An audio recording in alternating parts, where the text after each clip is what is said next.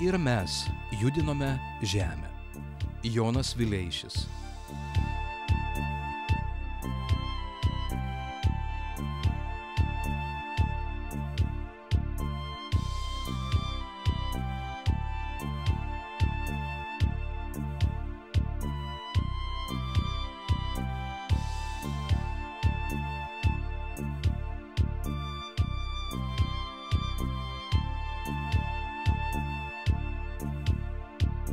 Pasaulis pirmą kartą oficialią informaciją apie daugiau nei 40 metų trunkantį lietuvių tautos kultūros naikinimą carinėje Rusijoje gavo 1900 metais surengtoje tarptautinėje parodoje Paryžiuje.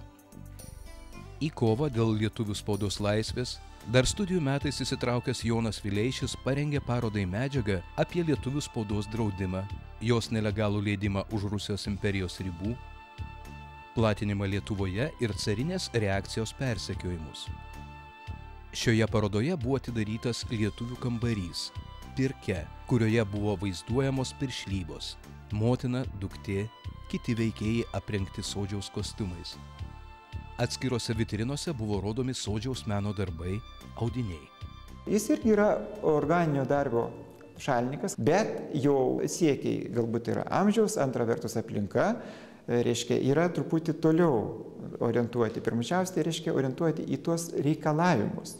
Ne darbas su valdžia, kaip Petras Vileišis laikėsi, dirbti su valdžia, bet reikalauti iš valdžios. O tokia nuostata.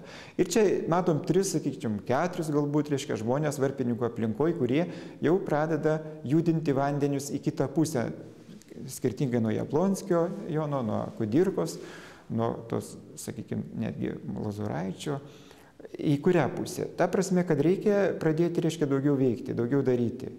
Ir Jonas Vileišis, reiškia, užsiima darbu, kuris, reiškia, iš tikrųjų yra pavojingas inteligentui, liktai tam, kuris stovi jau viršūnėje to darbo organizavimo kultūrinio. Tai, reiškia, jisai užsiima, reiškia, bendradarbiavimą su Artojo draugija knygų platinimu. Jis jungia labai aktyviai knygų platinimą, kurios yra draudžiamas dalykas, tai yra jau politikos dalykas, nes tai yra konfrontuoja su valdžia konfrontacija. Jonas Vileišis 1898 metais apsigyvenęs Vilniuje, kaip ir jo broliai Antanas ir Petras, žymesnės lietuvių veiklos nerado. Pagal to meto Rusijos imperijos gyventojų surašymo duomenis, Vilniuje gyveno tik 2 procentai lietuvių ir tie patys beveik nerodė tautinės gyvybės ženklų. Vileišis, kaip ir jo bendraminčiai, manė, kad lietuvybės atgaivinimą Vilniuje reikia pradėti nuo lietuvių kalbos teisių atkūrimo bažnyčiose. Vilniuje susibūrė lietuvių judėjimui reikšmingas branduolys, slaptas būrelis, 12 Vilniaus apaštalų. Tai yra draugija, tai yra visuomeninė draugija, bet kuri iš esmės savo tikslais pagrinde buvo nukreipta į kultūrinę veiklą, bet į kultūrinę veiklą kokią? Pirmiausiai, į kultūrinę veiklą, iš tikrųjų, kurios tikslas, objektas yra inteligentas arba būsimas inteligentas atsiradęs Vilniuje. Ir be abejo, tie, kurie gali čia prie tų inteligentų burtis, kurie burtis lietuvių kalbos pagalba, jeigu taip galima sakyti. Ir 12 apaštalų draugijos pagrindinis rezultatas, sakyčiau, toksai, kaip sakyti, išsikovojamas galimybės, reiškia, reikšti save tikėjimo aplinkoje, tai reiškia Mikalojos bažnyčia. Po atkaklios kovos 1901 lapkričio 19 dieną Vilniaus lietuviai šventė didelę pergalę. Ta diena buvo paskirta Švento Mikalojaus bažnyčios klebonas Juozas Kukta. Tai buvo laimėta kova dėl lietuviškų pamaldų ir lietuviškos parapijos Vilniuje. Svarbiausią darbą toje kovoje atliko 12 apaštalų būrelis, kurio vienas aktyviausių narių buvo Jonas Vileišis. Nuo tada Šventojo Mikalojaus bažnyčia tapo pripažintų Vilniaus lietuvybės centru ir tokiu išliko ilgus metus. O lietuvybės įtvirtinimo darbai tęsiasi. Jonas Vileišis ypač daug nuveikė lietuviškoje spaudoje. Dar studijų metais įsijungęs į varpininkų judėjimą, 10 metų bendradarbiavo Varpo žurnale.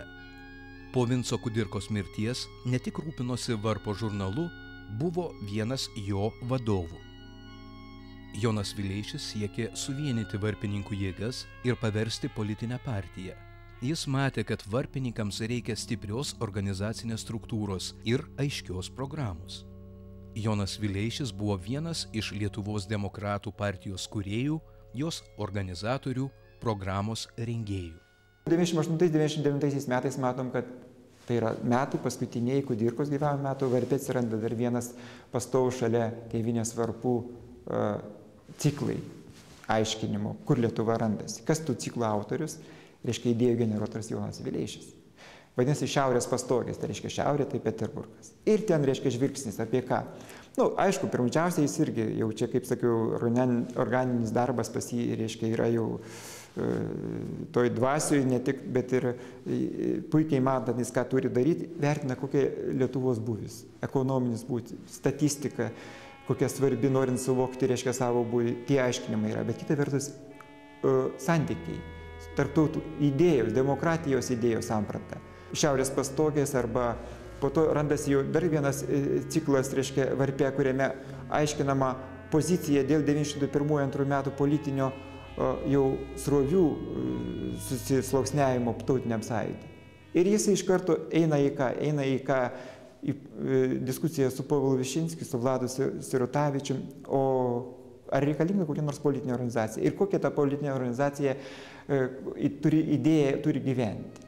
Atgavus spaudą, Jonas Vileišis bendradarbiavo Vilniaus žinių dienraštyje, steigė ūkininkams skirtą savaitraštį Lietuvos ūkininkas. 1907-aisiais perima Vilniaus žinias, o po poros metų įsteigia Lietuvos žinių laikraštį ir tampa pirmuoju redaktoriumi. Vėlgi gelbėtojas tų Vilniaus žinių, kas pasidaro? Jonas Vileišis su Matulaičiu, tuo pačiu Griniu, Bortkevičiumi, kurie kūrė draugiją, reiškia, specialią, ir kuri dar pratėsi tą funkcionavimą, galiausiai 9 metai, reiškia, baigiamos Vilniaus žinios, 8 metų, jeigu baigiamos Vilniaus žinios, 9 metais pradedamas naujas laikraštis, kuris iš tikrųjų ir tampa visos Lietuvos, sakyčiau, tų pasauliečių, tokių laisvų idėjų, reiškia, arena Lietuvos žinios. Vėlgi Jono Vileišio iniciatyva randas. Ir tai, kad Lietuvos žinios tokios, jos įvardintos buvo tos dešinės pusės kaip cicilikų, kaip, reiškia, tam tikrą prasme kairės pakraipos, bet iš tikrųjų tai buvo tos vadinamas liberalinės pakraipos, labai atviras laikraštis, reiškia, kuris atviras ne tik tais lietuviams, bet ir kitos Lietuvos Lenkų, sakykime, Riomerio tas dalyvavimas, Baltarusių dalyvavimas Lietuvos žinių, reiškia, straipsniais ir apskritai toje veikloje, kurie susijęs su tokio laikraščio funkcionavimu. Vėlgi mes matom, kas šitą dalyką jungia, tai jungia Jonas Vileišis.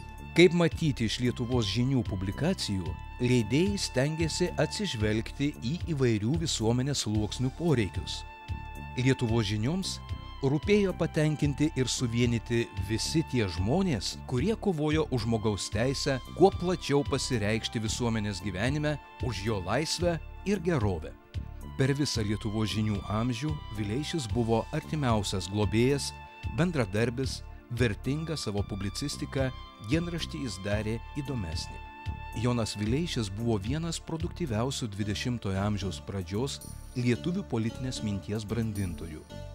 Lietuvių konferencija pasirinko būsimosios valstybės kūrimosi instituciją – Lietuvos tarybą. Kalbėdamas apie Lietuvos tarybos funkcijas, Vileišis sakė: tarybos tikslas – atstovauti visus Lietuvos interesus.